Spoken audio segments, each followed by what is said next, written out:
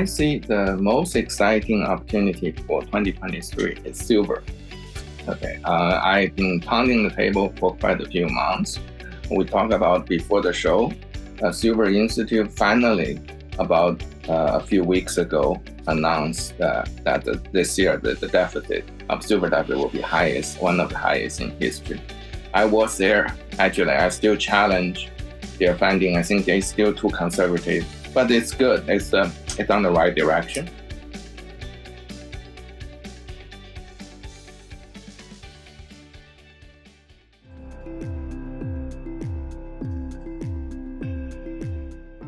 Golden Arrow Resources is targeting discoveries in a project portfolio of over 244,000 hectares, including epithermal gold in Argentina, high-grade copper in established mining districts in Chile, and a district-scale orogenic gold opportunity in Paraguay.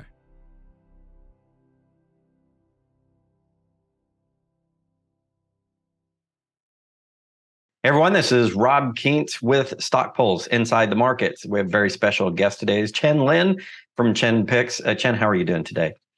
Great. Thank you, Rob. Glad to be here. Yeah, glad to have you on. You and I definitely have talked several times at conferences and been on a couple of interviews together. And I find your story interesting. Actually, before we get started about talking about the markets, one thing I like to do with my guests is talk about what motivated you to do what you do now. So I noticed that you've been doing this for quite some time. How did you get into this market, and what was your inspiration?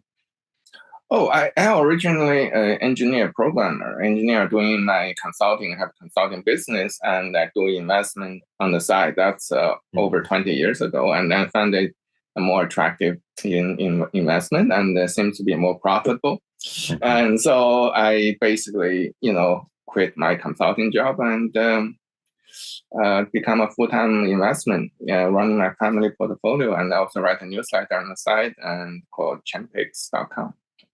Well, awesome. Definitely people that follow you, I know, get a lot of valuable information. You've done very well with your portfolios. So I want to talk to you about, from your perspective, somebody's been managing money for your own family office for quite some time. What is interesting to you now, and where do you see opportunities in this market, Chen? Yeah, I see the most exciting opportunity for 2023 is silver. Okay, I've been pounding the table for quite a few months. We talked about before the show. Silver Institute finally, about a few weeks ago, announced that this year the deficit of silver deficit will be highest, one of the highest in history. I was there. Actually, I still challenge their finding. I think they're still too conservative, but it's good. It's on the right direction. So people didn't realize that. Most of the silver company are not making silver, making money, making real money. They just produce silver, but they're not making money. There's so many companies going under. Silver is really just a byproduct. So production is very stable, about 1 billion ounces per year forever. And maybe up, a little bit down. But if the demand pick up, then we'll have a screaming bull market for many, many years. At the Silver Institute, I had chat with many other executives in the silver company. One of the executives, well-known, I wouldn't want to mention his name, we chatted. I showed him the diagram and my data, and then he said, "Oh, we are just like the Coda invented the film that requires silver." That's led to 99 years of a bull market in silver. I said, okay, well, 99 years. I'm not betting on 99 year of bull market. 9 years, I'm happy with that. So I send you a diagram. That is from United Nations International Energy Agency. They just updated their prediction. Okay, they just updated. In their prediction, published about a week ago, in their prediction, they see the explosive growth of the solar technology. Mm-hmm. They call solar PV, photo electronics, technology.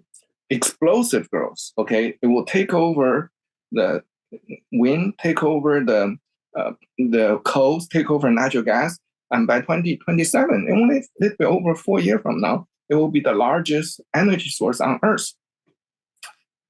That thing is coming.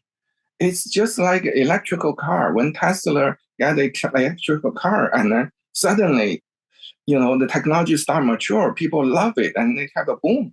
Why solar becomes so popular?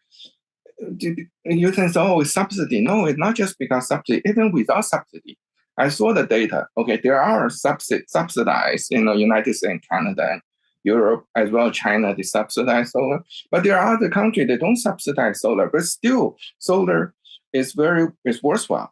Okay, because solar panel right now is the cheapest way to produce energy. Put it this way, the cheapest, absolute cheapest. I see mining company one after the other use their real estate space to put out solar panel just to provide electricity. It's cheaper than diesel. Mm-hmm. Okay, so that's the thing. It's not really, people say, oh, it's not just incentive. Well, of course, incentive did help, but it's not because of that. Actually, in Europe, they're just opposite. Now they're putting on windfall tax on solar panel now, because solar panel makes so much money because their electricity price is so high. It takes like 1 year or less for payback for the solar panel. Think about that; it's crazy. So they put a windfall tax on all the electric generator, including solar panel, but it's still worthwhile. That's the thing. It just suddenly smash you, and this thing just take off. Okay, so what I see, most of the solar panel are made in China. So I have a very good source, about 90% of solar panel. So and then I see their research, their estimate, most conservative estimate, the solar panel from now in 10 years, the production will at least tenfold. Right now, remember, we're using about 13%. About 120 million ounces of silver. That's last year. Mm-hmm. That's last year. This year, we will see what data tells us. What I had a major disagreement with Silver Institute, that's also on your show, and many other shows. I said their estimate original estimate said it will go down from 13% to 12% this year. I said, I do not agree. They haven't corrected that yet. They will correct, and we will see. So far, I've seen the solar panel production increase just from China. It's about 30 to 50% this year over last year. Just think how much silver will be needed. Next year will be much more explosive because this year there's there's so much backlog. There's a supply chain issue. They couldn't get enough silicon, couldn't get enough glass, couldn't get enough alkali to process this. Next year, the supply chain is clear. So they have potential much higher growth than this year. You think about it, last year, 13%. This year, we're looking for, that's 120 million, ounce of silver. And this year, we're looking at 30 to 50%. Next year, we're looking at potentially 50% or more. So basically, in 2 years, the demand of silver just from solar panel industry can potentially double. Where do you get those silver? It's not a small number. We're talking about this is the largest industrial usage of silver. So they will require more than 100 million ounces next year versus last year. So where do you find the mine to produce 100 million ounces of silver? That's a question. And also another point I'm trying to make is that the solar panel technology has been evolving very rapidly. And the Silver Institute was right that the loading factor, so basically how much silver used per panel is going down slowly, 5%, each year because you make it finer, use less and less silver. But this new technology, 2023 is a new technology coming out called TOPCon. This TOPCon technology add a new layer on the bottom so the light can bounce back and forth, have high efficiency. 2023 going to be the year of TOPCon. That's I heard from all these sources. You can Google it. It's called TOPCON. Okay, you can Google that. There's many articles that they will require 50% more silver. Well, some maybe they tweak it. I heard some Chinese manufacturers they try to use copper inside and silver cover it. So basically 50% copper, 50% silver. So reduce silver. So still you need about 30% more maybe. So you're looking at the silver loading factor going to jump next year. Not just the solar panel demand going to jump. So all this together, a compound, we have a higher silver usage. And then going forward, if we look at 2 to 3 years, A new technology will emerge called HJT. That will double. That will actually more than double the silver demand per panel. So that's what I'm trying to say is that I see explosive demand of silver just from the solar panel industry. I'm not looking for other thing. I'm not looking for investing demand. I think just if the solar panel takes 100 million ounce, 200 million ounce, or even more each year from the silver supply, we will have a severe shortage. Well, this year is a shortage. Next year will be more and more. And then people will get it. I think eventually people will get it, and silver will just zoom. Now, of course, for silver to really go up, we need the gold to go up. Okay, gold is starting to form a very significant bottom here. In the Q3, third quarter, central bank bought the most gold in the past 30 years. That's another news. Probably you already heard of it. And then last month, Chinese central bank, for the first time publicly, they admitted they're buying gold. So that's probably will put the bottom on gold. Gold doesn't move with central bank, but central bank can put the bottom on gold. Because, all these speculators, they want to sell gold, fine. They sell it, central bank will buy it, and then they will buy physical. That's right. So if gold goes up, silver will go up much higher, especially recently with the crash of crypto. For all these investors, there's no place to go. Gold, if they go to gold, and then silver goes higher, technically, if you look at I'm writing a silver report. I will publish it in a few days. If you look at the chart, okay, we hit 50 in the 70s. We hit 50 again about 10 years ago. If there's no triple tops, if you do technical study, there's no triple tops. So when next time silver go to 50, it's only going to be a stop. It's not going to be a top. So we'll blow past 50. So that's what I see. And then I invest. I heavily invest in silver. I also invite investors to challenge my thesis. Okay, more than happy to answer all the questions. And I do see a very bright future for silver. And then we should look into at least silver as part of your portfolio. I agree with you, Chen. And I want to pick up on a point that you made earlier about with regards to silver. We know that silver, most of it, almost 3/4, is produced as a byproduct of other mines. So a gold mine, a base metal mine, and a lot of the primary silver production is really a small fraction. So it's very difficult for the industry to flex up and down in direct relation to silver prices. And we just had Tavi Costa on this program as well, talking about what's happening in the mining sector. And he does a lot of research on this for Crescat Capital.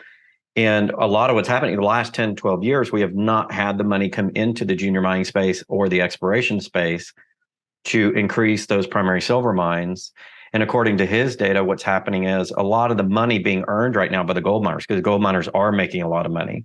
I can think the average cost for like Goldcorp to get gold out of the ground is $1,300 and gold's trading around $1,800 now. So they're making money, but they're not funding new exploration. If they are, it's just additional on their existing properties. What they're doing really is share buybacks. They're returning capital to shareholders. They're providing dividends, which is a good thing to do to build trust.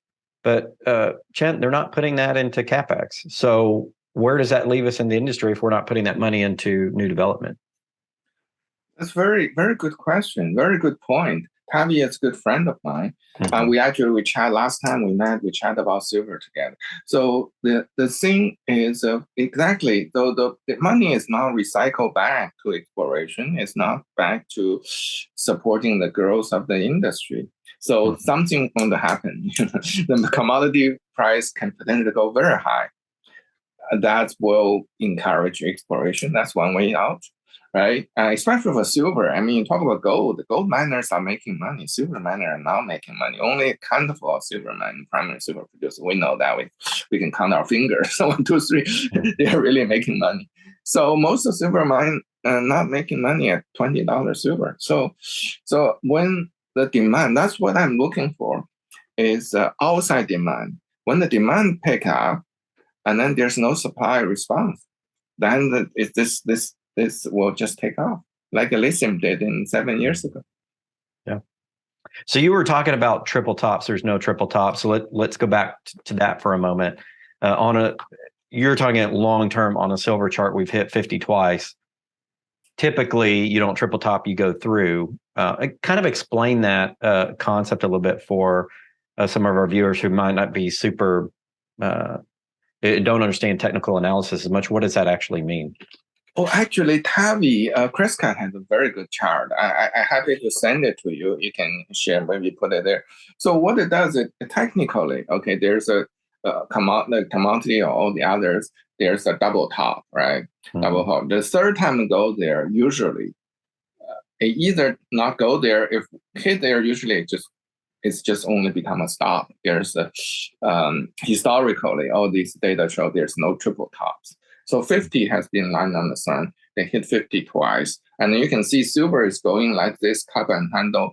If we go up, hit the 50, that will punch through that. So technically, okay. And people ask me what my prediction is. I mean, from the chart, probably go to 100. But that's probably reasonable if you see, if solar panel really demand, what my source is right, solar panel demand going to go 5 to 10x in a few years. And solar panel used 13% last year, right? 13%, 120 million ounces of silver. And that will take almost 100% in a few years, right? So then that will probably the right price for people to sell their silverware, sell their silver coin, to turn in that to buy silver, right? To sell the silver to use for solar panel or use for other. Exactly, that's an excellent chart. So yeah, this is the chart with the here's would be the double top. Yeah, it's double 50. Top at 50. Exactly, a double top. I remember that at in 2012, I was writing my newsletter. I was saying, I would sell silver at 50 because last time it hit 50. So I put my order at 49. I was very lucky. I sold my silver at about 49. So, but those are just technical, indicator you look at it. Sure. So my point is, next time silver runs, it will probably punch through that. And then fundamentally, it does support higher than $50 silver because you need people to sell their silver to use in industrial. Just solar panel, just one, it is the largest industrial usage. And it's appeared to, from all my sources, it will take off in a spectacular fashion in the next few years. We're just at the very beginning. So moving over to the mining stock end of it, what about the mining stocks in silver? Are they becoming much more attractive for that? And I asked that question in light of a lot of them are having trouble getting investment because you're not seeing on the feasibility studies at the current, when silver was 18 to 20 bucks, I'm not making any money. So people aren't developing these projects. Now we got silver popped over 23. Is that going to change in 2023? Is $23 enough to entice some of that silver project development? Do you think it needs to go higher? That's the first question. And the second question is, since you're so bullish on silver, give us some names or some different companies to look at in the silver space. That's a good question. That's 23. Okay, some company has margin, but with all these higher oil price, higher labor, higher material, it's very thin. Okay, people run very thin margins on that. A lot of silver company, they also produce some gold. So together they make some money. Maybe they're not making much on silver, but they make on gold and maybe copper and all the other byproducts. Silver need to go much higher. At least I see $30, $40 to give the mine some significant return. So invest in silver company is very, very tricky. Okay, very, very tricky because you need to invest in a company that will have a less chance of dilution. Put it this way. Okay, it's because if you keep, otherwise they keep diluting the stock, it doesn't do well, especially in this market, in this environment. So one way is the strategy I use is to buy those silver company at low cost. They can generate free cash flow, and then they don't need to dilute, right? There's only a handful of those Max Silver, Silvercrest. Silvercrest is not start mining yet. They're only mining the low grade this year, but next year they're going to mine higher grade. Hecla is another one. Hecla, so they have a very strong balance sheet. You don't need to worry about they dilute.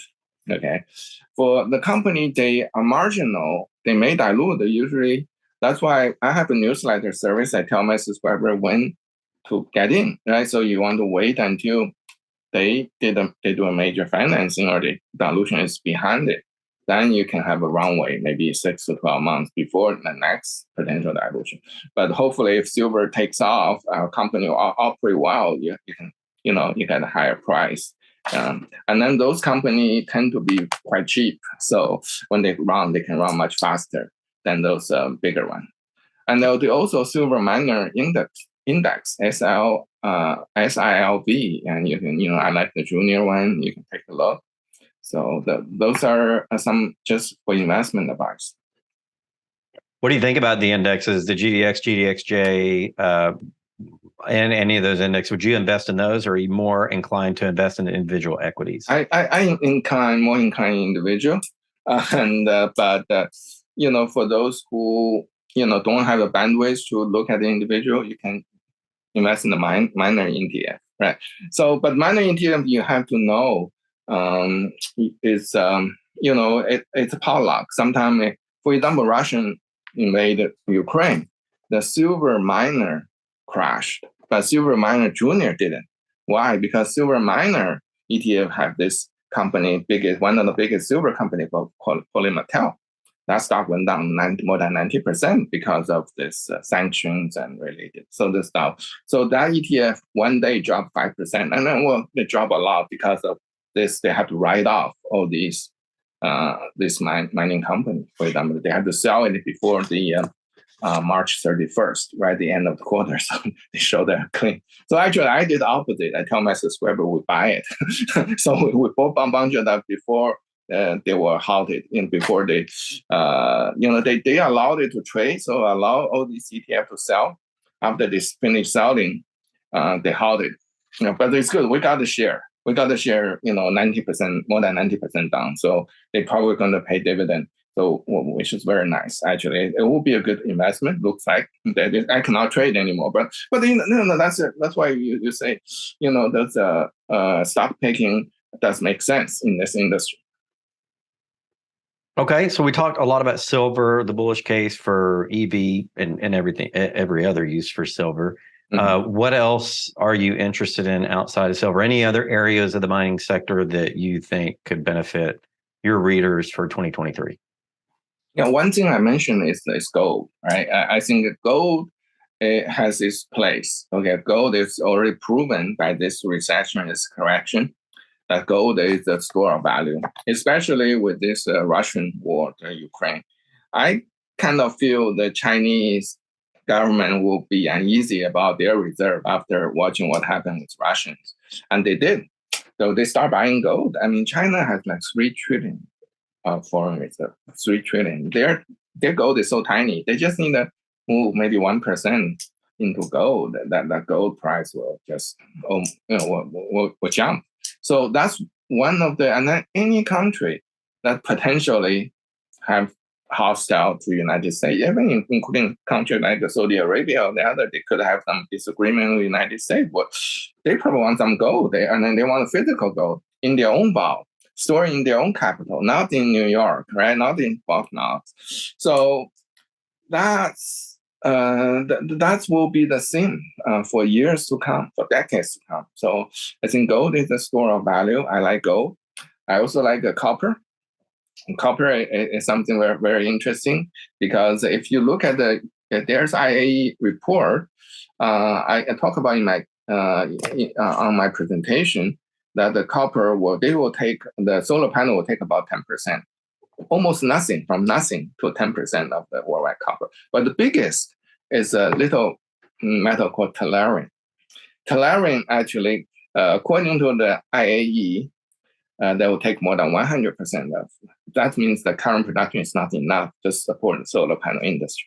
So that's another thing I'm going to talk. We have a little bit of preview in the next VRAC Vancouver and next middle semester forum next month.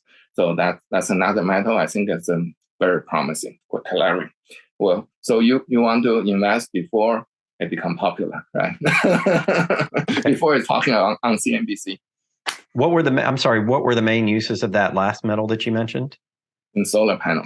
Solar panels. Yeah. Oh, yeah. So it's complementary metal So as the solar panels go, so it does. Yeah, exactly. Solar panel will take more than 100% of the production, but what does that mean? And then it's a byproduct too. It's byproduct of copper mine. So it's not very easy to mine them. Yeah, whenever you have these byproducts, you cannot increase or decrease the production of it easily specific to that when it's a secondary metal, because nobody's going to shut down or, double their copper production just to get this metal out of the ground, will they? So it makes it much like silver in that case, very price elastic. You could go any price you want and people are still going to demand it essentially. Exactly. So according to the same UN report, number one is tellurium, number two is silver. Both those two are going to be in severe shortage as the solar panel takes out. It's on the International Energy Agency UN website. You can check out yourself. That's a pretty, and then what I heard, they are pretty conservative. They are not very putting too much aggressive assumption in that. People are talking in the solar panel industry in China, they think they are too conservative. And it's going to be much higher. And the deficit is going to be much higher than they predicted. So we'll see. I agree with you on that. I think the potential for silver and solar panels is ridiculous. When you look at what's happened in Europe, shutting down a lot of that nuclear, they're having to turn to coal. Of course, the natural gas issues with Nord Stream, they do not have energy independence right now. And I think solar panel and wind is going to be big for them going forward. I know right now Germany's depending on France for its natural gas. And that's an uneasy alliance because politically they've definitely had their issues in the past. So I do agree with the bull case there. I wanted to, for the last sort of set of questions for the interview, turn it more to the investment side. So we know that silver is used a lot in solar, a lot of industrial applications, medical applications. What about the investment demand for silver, given what's going on in the world? We've had the Fed raising interest rates. Their new target rate may be higher than 5%. They're mentioning maybe 7% here. Chen, it definitely looks like they're trying to keep the economy from overheating. And I think what that's caused probably is people to start looking at alternative investments. And gold and silver have done pretty well this year. Silver's actually about even for the year, slightly up, where the rest of the investment complex has been selling off. You mentioned Bitcoin earlier has crashed. We've had issues with the general stock markets. A recent rally by the Dow's brought it up, but it's still down for the year. The S&P is not doing so hot. I feel like we may sector rotate a little bit here from an investment perspective, but I wanted to get your feeling on that. What do you feel about the investment demand side for silver? I just want to point out one thing. Even silver was slightly up for the year. Most of silver miners are still down big for the year. Part of it due to tax loss selling. So actually, it's a good opportunity for investors to scoop out good, solid silver miners right there, just in the open market. Okay, if you don't want to go to individual, you buy the ETF. The same thing. If you look at the ETF, it's very, very cheap. So I say, in general, this year, has been pretty tough, very tough year. Risk off, and so the silver doing relative, but not many things actually make money. And recently, the real estate have been problem. BlackRock and Blackstone, that's a big fund. They're having problem redemption, right? So, there's a problem everywhere. The Fed is raising interest rate. So a lot of people are scared. They want to just hold in cash. I don't blame them, right? You should have some cash to buy it at the last moment, so at the bottom. But on the other hand, what I view is the higher they raise interest rate, the lower they will cut in the future, right? We already see a lot of things start to stop working. The mortgage, high-tech industry, real estate, a lot of places are cutting jobs. And the Fed is looking at the CPI, looking at the job number, but those are lagging indicators. Our leading indicator already shows things are start turning down very quickly. So I think that's the first thing. I think the economy, United States economy, cannot sustain this high interest rate. Even 5% for a long time, a lot of things will break. When the unemployment goes up, the Fed will start cutting interest. Even the inflation is not 2%. Frankly, I really doubt we can go back to 2% because of trade war. Because I'm original Chinese. I watch all these issues. I think the cheap goods from China, the era is over. So you have to live with 3-4% inflation. right? It's probably very hard to go back to 2%. But the Fed can raise interest rate whatever they want. But if they sustain this high, a lot of things will break. Then the unemployment rate will go up. The Fed, remember their dual mandate, their unemployment and their inflation. So if unemployment really go up, they probably have to sacrifice the inflation target, right? So. All right, Chen, people want to know more about your newsletter and chenpicks.com. How do they go about finding that information? Yeah, just chenpicks.com. That's my website. Perfect. Chen, you've been doing this for a long time, have a great track record. You haven't done as much video in the past, I don't think, as a lot of people have done. So I think you're like a hidden secret in the industry. A lot of people know you. A lot of first timers, however, get in the industry, maybe haven't seen you, but I think you have wonderful information, great research. So I highly suggest that you go to chenpicks.com and you take a look at what Chen has there.